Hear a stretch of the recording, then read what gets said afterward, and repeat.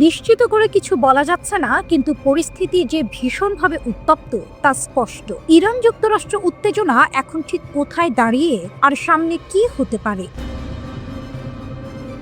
ইরানের সর্বোচ্চ নেতা আয়াতুল্লাহ খামেনির ঘনিষ্ঠ উপদেষ্টা আলী সামখানি সম্প্রতি কড়া ভাষায় হুঁশিয়ারি দিয়েছেন। ইরানের রাষ্ট্রীয় সংবাদ মাধ্যম প্রেস টিভি জানায়, সামখানির দাবি ইরান নাকি শত্রুপক্ষের সম্পূর্ণ যুদ্ধ পরিকল্পনা জানে, কোথায় সেনা আছে, কিভাবে হামলা হতে পারে, সবকিছুই তাদের নজরে।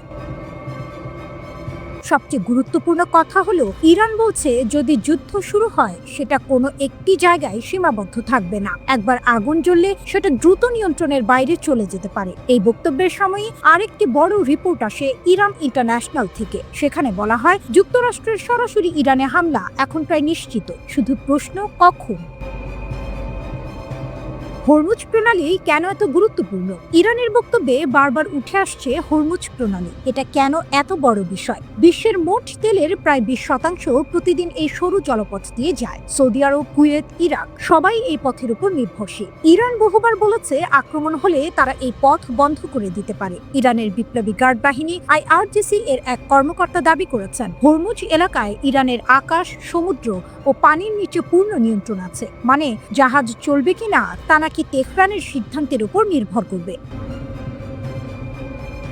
যুক্তরাষ্ট্র কি করছে? এদিকে যুক্তরাষ্ট্র বসে নেই। 30 জানুয়ারি একটি মার্কিন মিসাইল ডেস্ট্রয়ার ইসরায়েলের বন্দর ইলাতে নোঙর করে। এটি সাধারণ ঘটনা নয়, বরং কড়া বার্তা হিসেবেই দেখা হচ্ছে। USS আব্রাহাম লিঙ্কন বিমানবাহী যুদ্ধজাহাজ ইতিমধ্যে ইরানের কাছাকাছি অবস্থান করছে। আরও একটি নৌবহর দ্রুত ওই অঞ্চলের দিকে যাচ্ছে। এই সামরিক তৎপরতা ইঙ্গিত দিচ্ছে যুক্তরাষ্ট্র বড় ধরনের হামলার প্রস্তুতি নিচ্ছে। ইরানের সামরিক প্রস্তুতি কতটা ব্যাপক? ইরানও পাল্টা প্রস্তুতিতে পিছিয়ে নেই। উন্নত ডিজেল ইলেকট্রনিক সাবমেরিন মোতায়েন করা হয়েছে। প্রকাশ করা হয়েছে গোপন পানির নিচে টানেল, যেখানে শত শত ক্রুজ মিসাইল মজুদ। এর মধ্যে আছে কাদির 380L মিসাইল, পাল্লা প্রায় 1000 কিলোমিটার। মার্ক গাইডেন্স, লক্ষ্য বদলালেও ধাওয়া চালিয়ে যেতে পারে। এছাড়াও ইরান সেনাবাহিনীর 4টি শাখায় 1000টির বেশি ড্রোন যুক্ত করা হয়েছে। নজরদারি, হামলা, ইলেকট্রনিক যুদ্ধ সব কাজে ব্যবহারযোগ্য। ইরানের কাছে আছে প্রায় 2000 ব্যালিস্টিক মিসাইল। সবচেয়ে চমকপ্রদ দাবি, ইরান নাকি 10,000 কিলোমিটার পাল্লার একটি নতুন মিসাইল পরীক্ষাও চালিয়েছে, যা তাত্ত্বিকভাবে আমেরিকার মূল ভূখণ্ড পর্যন্ত পৌঁছাতে পারে।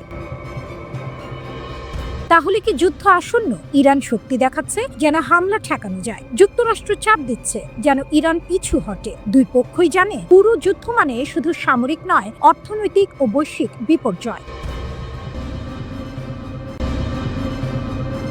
মধ্যপ্রাচ্যকে ধীরে ধীরে এক ভয়ঙ্কর পারমাণবিক বিপর্যয়ের দিকে এগোচ্ছে, নাকি আমরা আবারও আতঙ্ক, গুজব আর রাজনৈতিক বার্তার চাপে বাস্তবতাকে ঠিকভাবে বুঝতে পারছি না? এই প্রশ্নগুলোর উত্তর খুঁজতে আমাদের সাম্প্রতিক ঘটনাগুলো ঠান্ডা মাথায় বিশ্লেষণ করা দরকার। সম্প্রতি যুক্তরাষ্ট্রের প্রতিরক্ষা দপ্তর পেন্টাগন প্রকাশ করেছে তাদের 2026 সালের ডিফেন্স স্ট্র্যাটেজি রিপোর্ট। এই রিপোর্টটি এমন এক সময় প্রকাশ হয়েছে যখন ইরান, ইসরায়েল ও যুক্তরাষ্ট্রের মধ্যে উত্তেজনা দ্রুত বাড়ছে। রিপোর্টে একটি বিষয় স্পষ্টভাবে বলা হয়েছে, ইরানের পারমাণবিক কর্মসূচি পুরোপুরি শেষ হয়ে যায়নি। কারণ 2025 সালে যুক্তরাষ্ট্র ইরানের ভেতরে বড় ধরনের বিমান হামলা চালানোর পর প্রেসিডেন্ট ডোনাল্ড ট্রাম্প দাবি করেছিলেন যে ইরানের পারমাণবিক সক্ষমতা সম্পূর্ণ ধ্বংস করে দেওয়া হয়েছে। কিন্তু পেন্টাগনের নতুন রিপোর্ট বলছে বাস্তবতা এতটা সরল নয়। রিপোর্ট অনুযায়ী ইরান এখনও গোপনে পারমাণবিক অস্ত্র তৈরির চেষ্টা চালাতে পারে। এমনকি আগের হামলায় ক্ষতিগ্রস্ত সামরিক অবকাঠামো ধীরে ধীরে পুনর্গঠন করার সম্ভাবনাও উড়িয়ে দেওয়া যাচ্ছে না। এখান থেকেই শুরু হয় আসল উদ্বেগ। ইরানে 6 দিনে 99টি ভূমিকম্প, কাকতালীয় নাকি সন্দেহজনক? চলতি বছরের জানুয়ারিতে মাত্র 6 দিনের মধ্যে ইরানে 99টি ভূমিকম্প রেকর্ড করা হয়েছে। এই সংখ্যাটি স্বাভাবিক নয়। এর মধ্যে বেশিরভাগ ভূমিকম্পের মাত্রা ছিল 3 এর আশেপাশে, কিছু ছিল 4 থেকে 5 মাত্রার, এমনকি একটি ভূমিকম্পের মাত্রা ছিল 5 এর বেশি। সবচেয়ে গুরুত্বপূর্ণ বিষয় হলো এই ভূমিকম্পগুলোর বড় অংশ ঘটেছে ইস্পাহান প্রদেশে। এই জায়গাটিতেই রয়েছে ইরানের সবচেয়ে গুরুত্বপূর্ণ পারমাণবিক গবেষণা কেন্দ্র এবং ইউরেনিয়াম সমৃদ্ধকরণ স্থাপনা। মনে রাখতে হবে, 2025 সালে যুক্তরাষ্ট্রের B-2 স্টেলথ বোমারু বিমান এই ইস্পাহানেই বড় ধরনের হামলা চালিয়েছিল, যাকে বলা হয়েছিল অপারেশন মিডনাইট হ্যামার। এখন প্রশ্ন উঠছে, এই ভূমিকম্পগুলো কি প্রাকৃতিক, নাকি ভূগর্ভে আবার কোনো গোপন কার্যক্রম শুরু হয়েছে? বিজ্ঞান অনুযায়ী ভূগর্ভে বড় বিস্ফোরণ বা টানেল খনন হলে ছোট মাত্রার ভূমিকম্প হতে পারে, তবে এখন পর্যন্ত এর পক্ষে কোনো নিশ্চিত প্রমাণ নেই। তাই এটাকে সরাসরি পারমাণবিক পরীক্ষা বলা যাবে না, কিন্তু সন্দেহ উড়িয়ে দেওয়াও কঠিন। ইসরায়েলের দিমোনা ও গোপন পারমাণবিক কর্মসূচি। এই বিতর্কের মধ্যেই 14 জানুয়ারি ইসরায়েলে একটি 4.2 মাত্রার ভূমিকম্প হয়। এর কেন্দ্রস্থল ছিল ইসরায়েলের অতি গোপন পারমাণবিক স্থাপনা দিমোনার কাছাকাছি নেগেভ মরুভূমিতে। ইসরায়েল কখনোই প্রকাশ্যে স্বীকার করে না যে তাদের কাছে পারমাণবিক অস্ত্র আছে, কিন্তু আন্তর্জাতিক বিশ্লেষকদের মতে দিমোনাই ইসরায়েলের পারমাণবিক কর্মসূচির মূল কেন্দ্র। স্যাটেলাইট ছবিতে দেখা গেছে গত 5 বছরে সেখানে ব্যাপক নির্মাণ কাজ হয়েছে, যা সন্দেহ আরও বাড়িয়েছে। ইরানের দিকে মার্কিন নৌবহর। এই পরিস্থিতিতে যুক্তরাষ্ট্র সামরিক প্রস্তুতি বাড়িয়েছে দ্রুত গতিতে। ডোনাল্ড ট্রাম্প প্রকাশ্যে বলেছেন ইরানের দিকে একটি বিশাল নৌবহর পাঠানো হচ্ছে। তার দাবি এটি সতর্কতামূলক ব্যবস্থা। ট্রাম্প বলেন যুক্তরাষ্ট্র ইরানকে খুব কাছ থেকে পর্যবেক্ষণ করছে। তিনি আরও দাবি করেন আগের হামলায় ইরানের পারমাণবিক স্থাপনাগুলো পুরোপুরি ধ্বংস হয়ে গেছে এবং ইরান আবার চেষ্টা করলে যুক্তরাষ্ট্র আবারও হামলা চালাতে পারে। এই বক্তব্যগুলো মধ্যপ্রাচ্যে উদ্বেগ আরও বাড়িয়ে দিয়েছে। নিশ্চিত প্রমাণ নেই যে ইরান বা ইসরায়েল নতুন করে পারমাণবিক পরীক্ষা চালিয়েছে, কিন্তু একই সঙ্গে এটাও সত্য পরিস্থিতি অত্যন্ত সংবেদনশীল। 99টি ভূমিকম্পের পর ইরান কেন হঠাৎ এত আগ্রাসী? যুদ্ধ কি সত্যিই দরজায়? মাত্র 1 সপ্তাহে ইরানে 99টি ভূমিকম্প। এরপরে শুরু হয় একের পর এক সামরিক বার্তা, ছবি আর হুঁশিয়ারি। ড্রোন, ক্ষেপণাস্ত্র, রাতের অন্ধকারে সামরিক বহর, সব মিলিয়ে প্রশ্ন উঠছে ইরান কি নতুন যুদ্ধে নামতে প্রস্তুত, নাকি এটা শুধুই শক্তি প্রদর্শন, ভয় দেখানোর কৌশল? ইরান কি দেখাতে চাইছে? ইরানের রিভলিউশনারি গার্ড ঘনিষ্ঠ সংবাদ মাধ্যম SEPA সম্প্রতি কিছু ছবি প্রকাশ করেছে। ছবিগুলোতে দেখা যাচ্ছে রাতের অন্ধকারে সামরিক ট্রাকের বহর, ট্রেলারে করে নেওয়া হচ্ছে মাঝারি পাল্লার ক্ষেপণাস্ত্র, একই সঙ্গে ড্রোন, লঞ্চ সিস্টেম। এই বহরগুলো দেশের বিভিন্ন এলাকায় ছড়িয়ে দেওয়া হচ্ছে বলে দাবি করা হয়েছে, অর্থাৎ সব অস্ত্র এক জায়গায় নয়, বিভিন্ন শহরে। বিশ্লেষকদের মতে এর মানে একটাই, উচ্চ সামরিক সতর্কতা। ইরান কি সরাসরি যুদ্ধের সংকেত দিচ্ছে? SEPA স্পষ্ট ভাষায় বলেছে দেশের বিভিন্ন শহরে ড্রোন ও ক্ষেপণাস্ত্র স্থানান্তরের প্রমাণ রয়েছে। এই ধরনের বার্তা সাধারণত তখনই দেয়া হয় যখন শত্রুপক্ষকে ভয় দেখাতে হয় অথবা নিজের জনগণকে দেখাতে হয় আমরা প্রস্তুত। কিন্তু এখানে আসল প্রশ্ন, এই প্রস্তুতি কার বিরুদ্ধে, যুক্তরাষ্ট্র না ইসরায়েল? ইরানের ক্ষেপণাস্ত্র ক্ষমতা নিয়ে বড় দাবি। 24 জানুয়ারি ইরানের প্রতিরক্ষা মন্ত্রণালয়ের মুখপাত্র এক সাহসী ঘোষণা দেন। তিনি বলেন 2025 সালের 12 দিনের যুদ্ধে যাচ্ছিল এখন তার চেয়ে সংখ্যায় বেশি এবং প্রযুক্তিতে আর উন্নত ক্ষেপণাস্ত্র রয়েছে।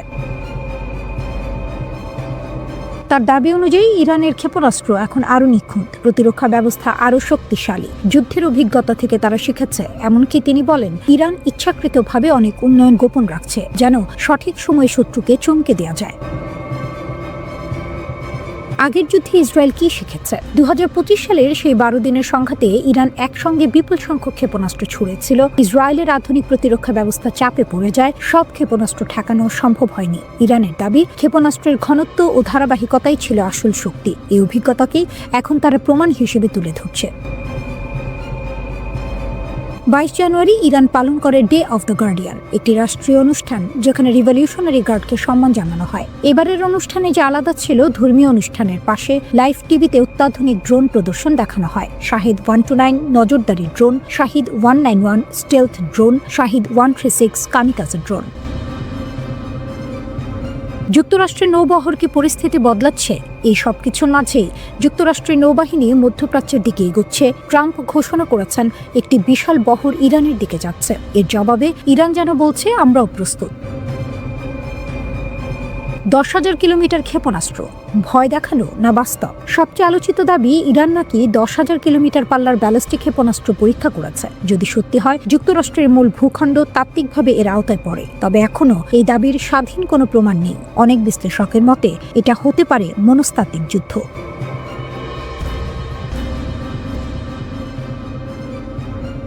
ইরানে 1 সপ্তাহে 99টি ভূমিকম্প, প্রকৃতির খেলা নাকি যুদ্ধের প্রস্তুতি? ইরান, ইসরায়েল এবং যুক্তরাষ্ট্র এই 3 দেশকে ঘিরে মধ্যপ্রাচ্যে উত্তেজনা আবার নতুন করে মাথা চাড়া দিয়েছে। ঠিক এই সময়ে সামনে আসে একটি অস্বাভাবিক তথ্য। মাত্র 1 সপ্তাহে ইরানে 99টি ভূমিকম্প, আর এখান থেকেই শুরু হয় জল্পনা, গুজব আর নানা ষড়যন্ত্র তত্ত্ব। প্রশ্ন হলো, এগুলো কি স্বাভাবিক ভূমিকম্প, নাকি গোপন পারমাণবিক পরীক্ষা, নাকি যুক্তরাষ্ট্র ও ইসরায়েলের সঙ্গে সম্ভাব্য যুদ্ধের প্রস্তুতি? কি ঘটেছে ইরানে? 2026 সালের 10 থেকে 16 জানুয়ারি মাত্র 6 দিনের মধ্যে ইরানে মোট 99টি ভূমিকম্প রেকর্ড করা হয়। এই ভূমিকম্পগুলোর মধ্যে 72টির মাত্রা ছিল 3.0 এর আশেপাশে, 21টি ছিল 3 থেকে 4 মাত্রার মধ্যে, 5টি ছিল 4 থেকে 5 মাত্রার মধ্যে এবং মাত্র একটি ভূমিকম্প ছিল 5 থেকে 6 মাত্রার, অর্থাৎ বেশিরভাগ কম থেকে মাঝারি মাত্রার ভূমিকম্প। কোন কোন এলাকায় ভূমিকম্প হয়েছে? এই ভূমিকম্পগুলো কোনো একটি জায়গায় সীমাবদ্ধ ছিল না, বরং একাধিক প্রদেশে ছড়িয়ে পড়ে। খুসান 18টি, ইয়াজদ 13টি, কেরমান, দক্ষিণ খোরাসান প্রতিটিতে 7টি করে। এই বিস্তৃত ভৌগোলিক ছড়ানো বিষয়টি গুরুত্বপূর্ণ, কারণ যদি এটা কোনো গোপন বিস্ফোরণ হতো তাহলে সাধারণত একটি নির্দিষ্ট এলাকায় সীমাবদ্ধ থাকতো। ইস্পাহান কেন এত গুরুত্বপূর্ণ? এখানেই শুরু হয় রাজনৈতিক বার্তা। ইস্পাহান প্রদেশে রয়েছে ইরানের গুরুত্বপূর্ণ পারমাণবিক স্থাপনা। এই জায়গায় রয়েছে গবেষণা রিঅ্যাক্টর, পারমাণবিক ল্যাব, জ্বালানি প্রস্তুত কেন্দ্র। আর এখানেই সমস্যা। 2025 সালের জুন মাসে যুক্তরাষ্ট্র দাবি করেছিল তারা ইরানের 3টি পারমাণবিক স্থাপনায় হামলা চালিয়েছে, যার একটি ছিল ইস্পাহান। সেই অভিযানের নাম ছিল অপারেশন মিডনাইট হ্যামার। তাই এখন যখন ইস্পাহানের আশেপাশে ভূমিকম্প হচ্ছে, তখন সন্দেহ আরো বেড়ে যাচ্ছে। ট্রাম্প বনাম ইরান, হত্যার হুমকি ও যুদ্ধের ভাষা। এই ভূমিকম্পের খবর এমন এক সময় এসেছে যখন রাজনৈতিক উত্তেজনা চরমে। ডোনাল্ড ট্রাম্প হুঁশিয়ারি দিয়েছেন, আমাকে হত্যা করা হলে ইরানকে পৃথিবীর মানচিত্র থেকে মুছে দেওয়া হবে। অন্যদিকে ইরান বলেছে, খামেনিকে আঘাত করলে হাত কেটে নেওয়া হবে। এ ধরনের ভাষা সাধারণত যুদ্ধের আগের সময়েই শোনা যায়। ইসরায়েলেও ভূমিকম্প আরো সন্দেহ। 14 জানুয়ারি ইসরায়েলে 4.2 মাত্রার ভূমিকম্প হয়। এর কেন্দ্র ছিল ডিমোনা পারমাণবিক স্থাপনার কাছাকাছি। এই ঘটনাও নতুন প্রশ্ন তোলে। ডিমোনা ইসরায়েলের গোপন পারমাণবিক কর্মসূচির কেন্দ্র বলে মনে করা হয়। সেখানে আগে থেকেই নিরাপত্তা মহড়া চলছিল। ভূমিকম্পের পর সাইরেন বেজে ওঠে, আতঙ্ক ছড়িয়ে পড়ে। কিছু বিশ্লেষক দাবি করেন ইসরায়েল হয়তো পারমাণবিক কার্যকলাপ বাড়াচ্ছে, যদিও এর কোনো প্রমাণ এখনো নেই। তাহলে সত্যিটা কি? এখন সবচেয়ে গুরুত্বপূর্ণ প্রশ্ন, এগুলো কি প্রকৃতির স্বাভাবিক ঘটনা নাকি গোপন সামরিক তৎপরতা? ভূতাত্ত্বিকদের মতে ইরান ও ইসরায়েল দুটোই ভূমিকম্প প্রবণ এলাকায় অবস্থিত। ছোট ছোট ভূমিকম্প একসাথে হওয়াকে বলা হয় সাইসমিক স্টর্ম। এটি অনেক সময় স্বাভাবিকভাবেই ঘটে, কিন্তু রাজনীতি যখন উত্তপ্ত থাকে তখন প্রতিটি প্রাকৃতিক ঘটনাও রাজনৈতিক অর্থ পেয়ে যায়। কিন্তু এখন পর্যন্ত কোনো প্রমাণ নেই যে এই ভূমিকম্পগুলো পারমাণবিক পরীক্ষা বা যুদ্ধ প্রস্তুতির ফল। মধ্যপ্রাচ্যে আবারও যুদ্ধের আশঙ্কা ঘনীভূত হচ্ছে। যুক্তরাষ্ট্র, ইসরায়েল আর ইরান, এই 3 পক্ষকে ঘিরে এমন এক উত্তেজনা তৈরি হয়েছে যেখানে সামান্য ভুল হিসাব থেকেই শুরু হতে পারে আরেকটি বড় যুদ্ধ। ইরানের বিপ্লবী গার্ড বাহিনী IRGC এর প্রধান commander major general Mohammad Pakpour সরাসরি সতর্কবার্তা দিয়েছেন যুক্তরাষ্ট্র ও ইসরায়েলকে। ইরানের রাষ্ট্রীয় টেলিভিশন প্রেস টিভিতে তিনি বলেন, ইরানের সেনারা এখন সর্বোচ্চ সতর্কতায় আছে আর তাদের হাত ট্রিগারে।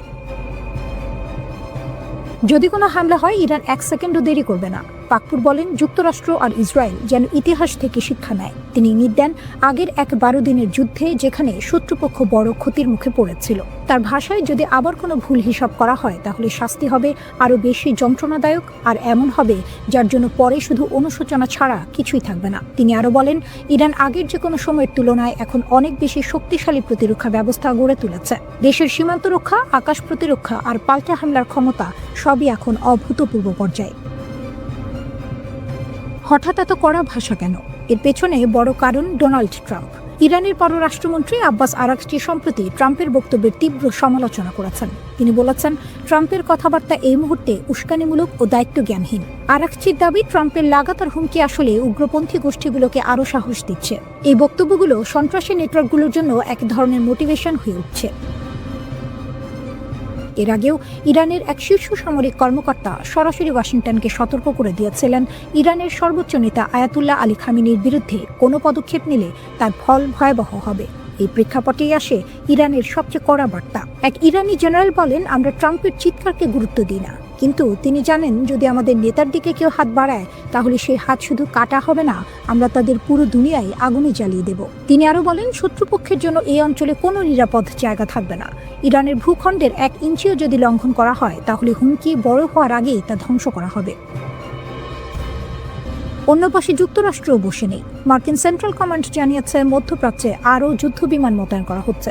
বিশ্লেষকদের মতে এটা স্পষ্ট ইঙ্গিত ওয়াশিংটন সম্ভাব্য সংঘাতের জন্য প্রস্তুতি নিচ্ছে। এই উত্তেজনার মাঝেই আরেকটি অদ্ভুত ঘটনা ঘটে।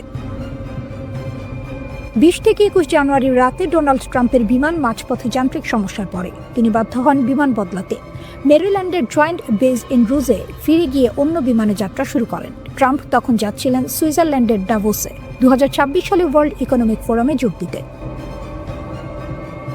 এই ঘটনার কয়েক ঘন্টা আগে ট্রাম্প ইরানকে আবার হুঁশিয়ারি দিয়েছিলেন। তার ভাষায়, যদি কিছু ঘটে পুরো দেশটাই উড়িয়ে দেওয়া হবে। আমার খুব কঠোর নির্দেশ আছে, কিছু হলেই তারা পৃথিবীর মানচিত্র থেকে মুছে যাবে। একদিকে ইরান বলছে তারা প্রস্তুত, ট্রিগারে হাত। অন্যদিকে যুক্তরাষ্ট্র বলছে হামলা হলে ধ্বংস অনিবার্য। এই মুহূর্তে মধ্যপ্রাচ্যে দাঁড়িয়ে আছে এক ভয়ঙ্কর মোড়ে। এটা হয় শক্তি দেখিয়ে যুদ্ধ ঠেকানোর খেলা, না হয় এমন এক সংঘাতের শুরু যার প্রভাব পুরো বিশ্বে ছড়িয়ে পড়তে পারে। ইরান ও যুক্তরাষ্ট্রের মধ্যে উত্তেজনা আবারও বিপজ্জনক পর্যায়ে পৌঁছেছে। দুপক্ষের বক্তব্যে এখন আর কূটনৈতিক ভাষা নেই, আছে সরাসরি হুমকি, পাল্টা হুমকি এবং শক্তি প্রদর্শন। প্রশ্ন হচ্ছে, এই উত্তেজনা কি আবার যুদ্ধের দিকে গড়াচ্ছে? ইরানের সশস্ত্র বাহিনীর মুখপাত্র জেনারেল আবুল ফাজল শাখারি সরাসরি বলেছেন, ট্রাম্পের হুমকিকে আমরা খুব একটা গুরুত্ব দিই না, কিন্তু যদি আমাদের সর্বোচ্চ নেতার দিকে কোনো আক্রমণাত্মক হাত বাড়ানো হয় তাহলে সেই হাত কেটে ফেলা হবে। শুধু তাই নয়, তিনি আরও বলেন, আমরা তাদের শান্তি ও নিরাপত্তা কেড়ে নেব, তাদের পৃথিবী আগুনে পুড়বে। এই বক্তব্য এসেছে এমন এক সময়ে যখন ডোনাল্ড ট্রাম্প প্রকাশ্যে বলেছেন ইরানের নেতৃত্ব পরিবর্তনের প্রয়োজন আছে। অর্থাৎ শুধু নীতি পরিবর্তন নয়, শাসন ব্যবস্থাই বদলাতে হবে, এমন ইঙ্গিত দিয়েছেন তিনি। ইরান এই মন্তব্যকে সরাসরি শাসক গোষ্ঠীর ওপর আঘাত হিসেবে দেখছে। ট্রাম্প দাবি করেছেন ইরানে 800-এর বেশি মানুষকে ফাঁসি দেওয়ার পরিকল্পনা ছিল। যুক্তরাষ্ট্র কড়া বার্তা দেওয়ার পর তেহরান সেই পরিকল্পনা থেকে সরে আসে। ট্রাম্প বলেন, আমরা জানিয়ে দিয়েছিলাম এটা হলে খুব খারাপ দিন আসবে। এরপর তারা কাউকে ফাঁসি দেয়নি। তবে তিনি এটাও বলেছেন, ভবিষ্যতে কি হবে সেটা বলা যায় না। অর্থাৎ সামরিক বিকল্প এখনও পুরোপুরি বন্ধ নয়। এই উত্তেজনার মূল কারণ শুরু হয় গত বছরের 28 ডিসেম্বর। ইরানে অর্থনৈতিক সংকট, মুদ্রার ব্যাপক পতন ও বেকারত্বের কারণে দেশ জুড়ে বিক্ষোভ শুরু হয়। সরকার কঠোর হাতে তা দমন করে। যুক্তরাষ্ট্রভিত্তিক মানবাধিকার সংস্থাগুলোর দাবি, এই দমনে অন্তত 4510 জন নিহত হয়েছে। ইরানের সর্বোচ্চ নেতা আয়াতুল্লাহ আলী খামেনি এসব মৃত্যুর জন্য সরাসরি যুক্তরাষ্ট্রকে দায়ী করেছেন। তিনি ট্রাম্পকে অপরাধী আখ্যা দিয়ে বলেছেন, যুক্তরাষ্ট্রই এই অস্থিরতা উস্কে দিয়েছে। এই পরিস্থিতিতে আরেকটি গুরুতর আশঙ্কার কথা বলেছেন আন্তর্জাতিক বিশ্লেষকরা। সাবেক পারমাণবিক অস্ত্র পরিদর্শক ডেভিড অলব্রাইট বলেছেন, ইরানের ভেতরে যদি দীর্ঘদিন বিশৃঙ্খলা চলতে থাকে তাহলে দেশটি তার পারমাণবিক স্থাপনাগুলো সুরক্ষিত রাখতে ব্যর্থ হতে পারে। ইন্টারনেট বন্ধ, প্রশাসনিক অচলাবস্থা, সব মিলিয়ে পারমাণবিক নিরাপত্তা ঝুঁকির মুখে পড়তে পারে। এর মধ্যে ইসরায়েল নতুন করে হুঁশিয়ারি দিয়েছে। গত বছর ইরান ও ইসরায়েলের মধ্যে 12 দিনের যুদ্ধ হয়েছিল। সেই অভিজ্ঞতা সামনে রেখে ইসরায়েল বলছে, ইরান যদি আবার ভুল হিসাব করে হামলা চালায় তাহলে এমন শক্তি দিয়ে জবাব দেওয়া হবে যা ইরান আগে কখনো দেখেনি। ইরানও কেবল সামরিক ভাষায় সীমাবদ্ধ নেই, তারা এবার আইনি পথে হাঁটছে। তেহরান ঘোষণা দিয়েছে, যুক্তরাষ্ট্র ও ইসরায়েলের বিরুদ্ধে আন্তর্জাতিক আদালতে মামলা করার প্রস্তুতি চলছে। দেশ জুড়ে বিশেষ তদন্ত দল গঠন করা হয়েছে। যুদ্ধকালীন ক্ষয়ক্ষতি, নিহতদের তথ্য, সাক্ষ্য সব সংগ্রহ করা হচ্ছে। একই সঙ্গে দেশের ভেতরে নিয়ন্ত্রণ আরও কড়া করা হয়েছে। ইরান সরকার প্রায় 40,000 স্টারলিং স্যাটেলাইট ইন্টারনেট সংযোগ বন্ধ করে দিয়েছে। তাদের দাবি, এই নেটওয়ার্ক ব্যবহার করে যুক্তরাষ্ট্র ও ইসরায়েল বিক্ষোভ উস্কে দিচ্ছে। ইরান বলছে, এই লড়াই শুধু ইরানের নয়, পুরো মধ্যপ্রাচ্যের। ইরান, ইরাক, হিজবুল্লাহ, ফিলিস্তিনি গোষ্ঠী ও ইয়েমেনের আনসারুল্লাহ সবাই একসঙ্গে যুক্তরাষ্ট্র ও ইসরায়েলের বিরুদ্ধে দাঁড়াবে। ইরানের বিমান প্রতিরক্ষা ব্যবস্থা সত্যিই কি যুক্তরাষ্ট্র ও ইসরায়েলের ভয়ঙ্কর আক্রমণ ঠেকাতে পারবে? এই লড়াইটা শুধু মিসাইল বনাম মিসাইলের নয়, এটা রাডার, স্টেলথ প্রযুক্তি আর কয়েক সেকেন্ডের সিদ্ধান্তের যুদ্ধ। এক মুহূর্ত দেরি মানেই ধ্বংস। ইরানের জন্য সবচেয়ে বড় হুমকি হচ্ছে যুক্তরাষ্ট্র ও ইসরায়েলের ব্যবহার করা F-35 লাইটেনিং II যুদ্ধ বিমান। এগুলো পঞ্চম প্রজন্মের স্টেলথ ফাইটার জেট। সাধারণ ভাষায় বললে, এই বিমানগুলো এমনভাবে তৈরি যে রাডার সহজে ধরতেই পারে না। শত্রু দেশের আকাশসীমার ভেতরে অনেক দূর ঢুকে পড়ার পরেও অনেক সময় এগুলোর অস্তিত্ব ধরা পড়ে না। 2024 সালের অক্টোবরে ইসরায়েল যখন ইরানের গুরুত্বপূর্ণ সামরিক স্থাপনায় হামলা চালায়, তখন আন্তর্জাতিক বিভিন্ন রিপোর্টে বলা হয় ইসরায়েলি যুদ্ধবিমানগুলো ইরানের আকাশ প্রতিরক্ষা এড়িয়ে সরাসরি লক্ষ্যবস্তুতে আঘাত হানে। এখানেই ইরানের সবচেয়ে বড় চ্যালেঞ্জ, এই অদৃশ্য শত্রুকে কিভাবে সময়মতো শনাক্ত করা যাবে। দীর্ঘদিন ধরে ইরানের আকাশ প্রতিরক্ষার মূল ভরসা ছিল রাশিয়ার দেয়া S-300 PMU-2 সিস্টেম। এটি অনেক দূর থেকে শত্রু বিমান বা মিসাইল শনাক্ত করতে পারে, কিন্তু 2024 সালের শেষ দিকে ইসরায়েলের নির্ভুল হামলায় এই S-300 সিস্টেমের শেষ সক্রিয় ব্যাটারিগুলো ধ্বংস হয়ে যায় বলে দাবি করা হয়। এর ফলে ইরানের আকাশ প্রতিরক্ষায় বড় ধরনের ফাঁক তৈরি হয়। এই ঘটনাই দেখিয়ে দেয় পুরনো রুশ প্রযুক্তি আধুনিক পশ্চিমা ইলেকট্রনিক যুদ্ধ আর স্মার্ট মিসাইলের সামনে কতটা দুর্বল। এরপর ইরান সামনে আনে তাদের নিজস্ব তৈরি ব্যবস্থা বাভার 373। ইরানের দাবি এই সিস্টেম রাশিয়ার S-400 কিংবা আমেরিকার প্যাট্রিয়ট সিস্টেমের সমতুল্য। এতে ব্যবহার করা হয় সাইয়াদ 4B মিসাইল, যার পাল্লা নাকি 300 কিলোমিটারের বেশি এবং এটি অনেক উঁচুতে থাকা লক্ষ্যবস্তু ধ্বংস করতে পারে। ইরানি কর্মকর্তারা আরও দাবি করেন বাভার 373 স্টেলথ বিমানও শনাক্ত করতে পারে। তবে বাস্তব যুদ্ধে, বিশেষ করে পূর্ণমাত্রার সংঘর্ষে এই দাবি এখনও পরীক্ষিত নয়। তবুও বর্তমানে এই সিস্টেমই ইরানের আকাশ রক্ষার মূল ভরসা। লং রেঞ্জ সিস্টেমের পাশাপাশি আছে মাঝারি পাল্লার 15তম খোরদাত প্রতিরক্ষা ব্যবস্থা। এটি একসাথে একাধিক লক্ষ্যবস্তুতে আঘাত হানতে পারে। এর রাডার প্রায় 150 কিলোমিটার দূর থেকে যুদ্ধবিমান ও ক্রুজ মিসাইল শনাক্ত করতে সক্ষম। সবচেয়ে বড় সুবিধা হলো এটি খুব দ্রুত অবস্থান বদলাতে পারে, ফলে শত্রুর জন্য এটিকে টার্গেট করা কঠিন হয়ে যায়। কিন্তু সমস্যা এখানেই শেষ নয়। আজকের যুদ্ধে শুধু ওপর দিয়ে আসা বিমান নয়, নিচু দিয়ে উড়ে আসা ক্রুজ মিসাইলও ভয়ঙ্কর হুমকি। এগুলো রাডার এড়িয়ে পাহাড়, ভবনের আড়াল ধরে এগোয়। এসব ঠেকাতে ইরান ব্যবহার করছে টর M1 এবং আজারাক নামের স্বল্প পাল্লার প্রতিরক্ষা ব্যবস্থা। কিন্তু যদি একসাথে অনেক মিসাইল ছোড়া হয়, তাহলে এই সিস্টেমগুলো চাপ সামলাতে ব্যর্থ হতে পারে। আরেকটি বড় দিক হলো আধুনিক যুদ্ধ শুধু অস্ত্রের নয়, চোখ অন্ধ করার যুদ্ধ। যুক্তরাষ্ট্র ও ইসরায়েলের রয়েছে অত্যাধুনিক ইলেকট্রনিক ওয়ারফেয়ার প্রযুক্তি, যা রাডার জ্যাম বা বিভ্রান্ত করতে পারে। ইরান এর জন্য অ্যান্টি জ্যামিং প্রযুক্তিতে বিনিয়োগ করেছে। ইরানের পাশে রাশিয়ার শক্ত ঢাল নাকি নীরব চাল? সামনে কি করবে যুক্তরাষ্ট্র ও ইসরায়েল? ইরানের চারপাশে চাপ বাড়ছে। যুক্তরাষ্ট্রের যুদ্ধ বিমানবাহী রণতরী এগিয়ে যাচ্ছে অঞ্চলের দিকে, আর ঠিক এই সময়েই ইরানের পাশে শক্ত ঢালের মতো দাঁড়িয়ে গেছে রাশিয়া। প্রশ্ন উঠছে, ইরানকে রক্ষা করতে ঠিক কি করেছে মস্কো, আর এর জবাবে যুক্তরাষ্ট্র ও ইসরায়েল কি করতে পারে? ইরান অভ্যন্তরীণ আন্দোলন, অর্থনৈতিক সংকট আর আন্তর্জাতিক চাপ সবকিছু একসঙ্গে মোকাবিলা করেছে। এই সুযোগেই মার্কিন প্রেসিডেন্ট ডোনাল্ড ট্রাম্প একাধিকবার ইরানের বিরুদ্ধে সামরিক হামলার হুমকি দিয়েছেন, কিন্তু হঠাৎ করেই সেই সিদ্ধান্ত আপাতত স্থগিত রাখা হয়েছে। এটা কি শান্তির ইঙ্গিত নাকি বড় ঝড় আসার আগের নিস্তব্ধতা? এই প্রশ্ন আরো জোরালো হয় যখন যুক্তরাষ্ট্র হঠাৎ করে কাতারে অবস্থিত তাদের সবচেয়ে গুরুত্বপূর্ণ সামরিক ঘাঁটি আল উদেইদ থেকে কিছু উচ্চ পর্যায়ের কর্মকর্তাকে সরিয়ে নেয়। এই সিদ্ধান্তের পরই ইরানে উত্তেজনা ছড়িয়ে পড়ে, কারণ দীর্ঘদিন ধরে ট্রাম্প প্রশাসন ইরানের বিরুদ্ধে সরাসরি সামরিক হামলার কথা বলে আসছিল। এদিকে সৌদি আরব, কাতার, মিশর সহ একাধিক উপসাগরীয় দেশ যুক্তরাষ্ট্রকে স্পষ্ট বার্তা দিয়েছে, ইরানে হামলা হলে পুরো মধ্যপ্রাচ্য আগুনে জ্বলে উঠবে। শুধু তাই নয়, এর বড় ধাক্কা আসবে মার্কিন অর্থনীতিতেও। বিশ্লেষকদের মতে যুক্তরাষ্ট্র যদি ইরানে হামলা চালায়, তাহলে তেহরান চুপ করে বসে থাকবে না। মধ্যপ্রাচ্যে থাকা মার্কিন সামরিক ঘাঁটিগুলোতে পাল্টা হামলা চালাতে পারে ইরান। পাশাপাশি বিশ্বের অন্যতম গুরুত্বপূর্ণ জ্বালানি রুট হরমুজ প্রণালী বন্ধ করে দেওয়ার ক্ষমতাও রয়েছে তাদের হাতে, যার প্রভাব পড়বে বিশ্ব জুড়ে তেলের বাজারে।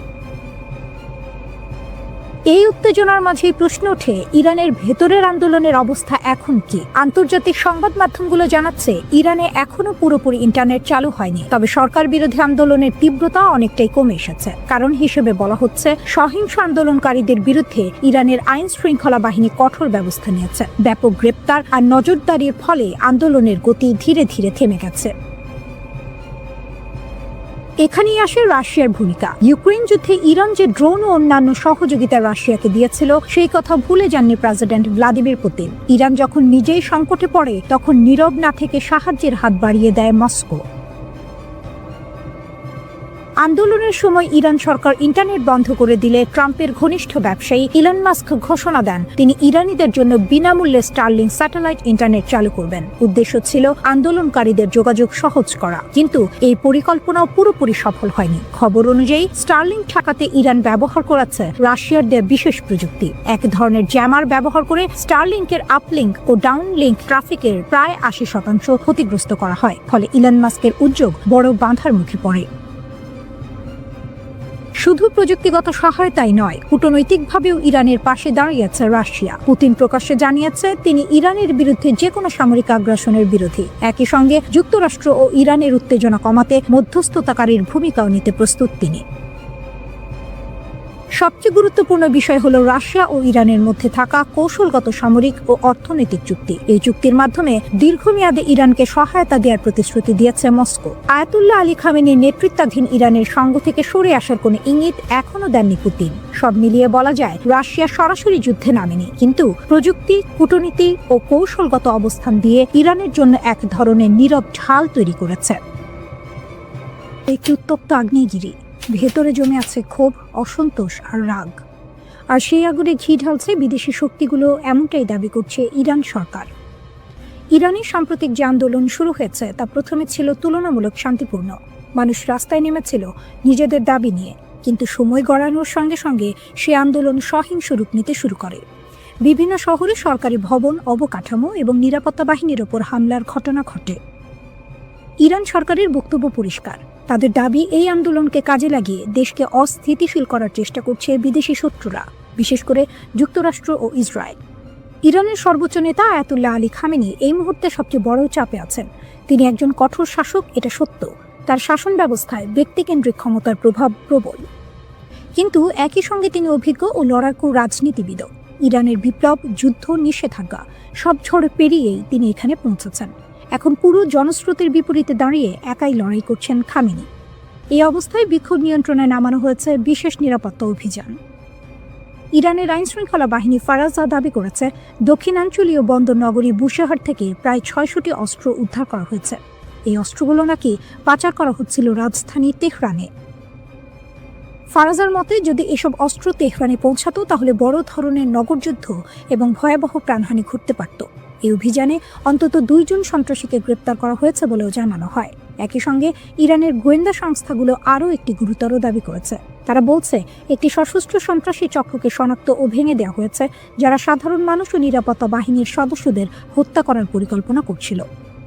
আধা সরকারি সংবাদ সংস্থা তাসনিম জানিয়েছে এই চক্রটি নাকি ইসরায়েলের গোয়েন্দা সংস্থা মোসাদ দ্বারা প্রশিক্ষিত ছিল। তাদের নগরযুদ্ধের বিশেষ প্রশিক্ষণ দেওয়া হয়েছিল। ইরানি গণমাধ্যমের দাবি অনুযায়ী এই সন্ত্রাসীরা সাম্প্রতিক বিক্ষোভকে ঢাল হিসেবে ব্যবহার করে রাজধানীর বিভিন্ন এলাকায় সশস্ত্র হামলা চালায়। তাদের হাতে ছিল AK-47 রাইফেল, শর্টগান এবং অন্যান্য আগ্নেয়াস্ত্র। নিরাপত্তা বাহিনীর প্রকাশিত ছবিতে দেখা যায় সন্ত্রাসীরা একে অপরের সঙ্গে যোগাযোগের জন্য স্যাটেলাইট ফোন ব্যবহার করছিল। ইরানের দাবি এই অস্ত্র ও প্রযুক্তির মাধ্যমেই তারা সমন্বিত হামলা চালিয়ে পরিস্থিতি আরও ভয়াবহ করার চেষ্টা করেছিল। আরও গুরুতর অভিযোগ হলো এই চক্র নাকি সামরিক ও পুলিশ সদর দপ্তরে হামলা চালিয়ে সেখান থেকে অস্ত্র লুট করে এবং সেগুলো অন্য দাঙ্গাকারীদের মধ্যে বিতরণ করেছিল। উদ্দেশ্য ছিল একটাই, শহরের ভেতরে সহিংসতা নিয়ন্ত্রণের বাইরে নিয়ে যাওয়া। ইরান সরকার বরাবরই বলে আসছে এই অস্থিরতার পেছনে বিদেশি শক্তির হাত রয়েছে। তারা যুক্তরাষ্ট্র ও ইসরায়েলকে সরাসরি দায়ী করছে। এমনকি সাবেক মার্কিন পররাষ্ট্রমন্ত্রী মাইক পম্পেওর একটি সামাজিক যোগাযোগ মাধ্যমের পোস্টের কথাও তুলে ধরা হয়েছে, যেখানে ইরানের রাস্তায় বিক্ষোভকারীদের পাশে মোসাদ এজেন্টদের উপস্থিতির ইঙ্গিত দেওয়া হয়েছিল বলে দাবি করছে ইরানি পক্ষ। এছাড়াও ফার্সি ভাষায় প্রকাশিত কিছু অনলাইন বার্তায় বিক্ষোভকারীদের রাস্তায় নামার আহ্বান জানানো হয়েছিল, যেগুলো মোসাদের সঙ্গে যুক্ত বলে দাবি ইরানের। ইরানের বিপ্লবী গার্ডের জেনারেল মোহসিন রেজাই এক ভয়ঙ্কর হুমকি দিয়েছেন। তিনি সরাসরি মার্কিন প্রেসিডেন্ট ডোনাল্ড ট্রাম্পকে লক্ষ্য করে বলেছেন, ট্রাম্প বলেছেন তার হাত পিস্তলের ট্রিগারে, আমরা তার হাত এবং আঙুল কেটে ফেলব। প্রকাশ্যে তিনি এই হুমকি দিয়েছেন। জেনারেল রেজাই আরও বলেন, যদি যুক্তরাষ্ট্র হামলা চালায় ইরান তখন পর্যন্ত কোনো যুদ্ধবিরতি মেনে নেবে না যতক্ষণ না তার লক্ষ্য পূর্ণ হয়। তিনি স্পষ্ট করে বলেন, যদি যুদ্ধ এগোতে থাকে যুদ্ধবিরতি নিয়ে কোনো আলোচনা হবে না। ট্রাম্পকে সতর্ক করে তিনি যোগ করেছেন, আমরা যা সংযম এবং কৌশল দেখেছি আপনি তো উপেক্ষা করছেন, এখনই থামুন, পিছিয়ে যান, না হলে মধ্যপ্রাচ্যে আপনার কোনো ঘাঁটি নিরাপদ থাকবে না। এই হুমকির পর কিছুটা শিথিল হয়েছে উত্তেজনা। মধ্যপ্রাচ্যের উপসাগরীয় দেশগুলো সৌদি আরব, কাতার এবং ওমান যুক্তরাষ্ট্রের প্রেসিডেন্ট ট্রাম্পকে শান্ত থাকার পরামর্শ দিয়েছে। পাকিস্তানে নিযুক্ত ইরানের রাষ্ট্রদূত জানিয়েছেন, ট্রাম্প নিজে ইরানকে বলেছেন যে তার কোনো হামলার পরিকল্পনা নেই। তবে ইরান সরকার এই আশ্বাস পুরোপুরি বিশ্বাস করছে না, কারণ গত বছরের পারমাণবিক আলোচনা চলাকালীন যুক্তরাষ্ট্র ও ইসরায়েল ইরানে হামলা চালিয়েছিল। ইরান ইসরায়েলের নেতাদের মধ্যে যোগাযোগেও দেখা দিয়েছে নতুন পর্ব। রাশিয়ার প্রেসিডেন্ট ভ্লাদিমির পুতিন জানুয়ারিতে ইসরায়েলের প্রধানমন্ত্রী বেনিয়ামিন নেতানিয়াহু ও ইরানের প্রেসিডেন্ট মাসুদ পেজিশকিয়ানের সঙ্গে ফোনে কথা বলেছেন। ক্রেমলিন জানিয়েছে, পুতিন মধ্যপ্রাচ্যে সামরিক সংঘাতের আশঙ্কা দেখে উত্তেজনা কমানোর জন্য মধ্যস্থতার প্রস্তাব দিয়েছেন। ক্রেমলিনের মুখপাত্র দিমিত্রি পেসকভ বলেন, এই অঞ্চলের পরিস্থিতি অত্যন্ত সংকটাপন্ন। প্রেসিডেন্ট পুতিন উত্তেজনা হ্রাসে মধ্যস্থতার প্রচেষ্টা চালাচ্ছেন। ফোন কলে পুতিন ইরান এবং ইসরায়েলের মধ্যে কৌশলগত অংশীদারিত্ব আরও শক্তিশালী করার প্রতিশ্রুতি দিয়েছেন। অন্যদিকে ইরানের প্রেসিডেন্টের দপ্তর জানিয়েছে, পেজিশকিয়ান রাশিয়ার জন্য জাতিসংঘে ইরানের সমর্থনের প্রশংসা করেছেন। ইরান রাশিয়ার একজন কৌশলগত অংশীদার হিসেবে বিবেচিত, তাই যে কোনো সংঘাত যা ইরানের প্রো মস্কো নেতৃত্বকে হুমকির মুখে ফেলতে পারে তার বিষয়ে রাশিয়া সতর্ক। এই ফোন কল রাশিয়ার প্রথম প্রকাশ্য মন্তব্য ছিল, যা ইরানের সরকারের সঙ্গে মস্কোর সরাসরি সংযোগ প্রকাশ করে। রাশিয়া ইসরায়েলের সঙ্গে সুসম্পর্ক বজায় রাখার চেষ্টা করছে, যদিও 2023 সালের গাজার ঘটনায় ইসরায়েলের কর্মকাণ্ড নিয়ে রাশিয়ার সমালোচনা সম্পর্ককে কিছুটা জটিল করেছে। পুতিনের সঙ্গে নেতানিয়াহুর ফোন কলে ক্রেমলিন জানিয়েছে, মধ্যস্থতার প্রচেষ্টা চালিয়ে যাওয়ার জন্য রাশিয়া প্রস্তুত, তবে এখন পর্যন্ত কোনো নির্দিষ্ট পদক্ষেপের বিস্তারিত প্রকাশ করা হয়নি। এই পরিস্থিতিতে মধ্যপ্রাচ্যের পরিস্থিতি ঝুঁকিপূর্ণ। সৌদি আরব, কাতার ও ওমান যুক্তরাষ্ট্রের প্রেসিডেন্টকে বোঝানোর চেষ্টা করছে যে ইরানের ওপর হামলা এই অঞ্চলে মারাত্মক প্রভাব ফেলতে পারে। অন্যদিকে ইরান ট্রাম্পকে সতর্ক করে বলছে, যদি যুক্তরাষ্ট্র এগোতে চায় তাহলে কোনো ঘাঁটি নিরাপদ থাকবে না।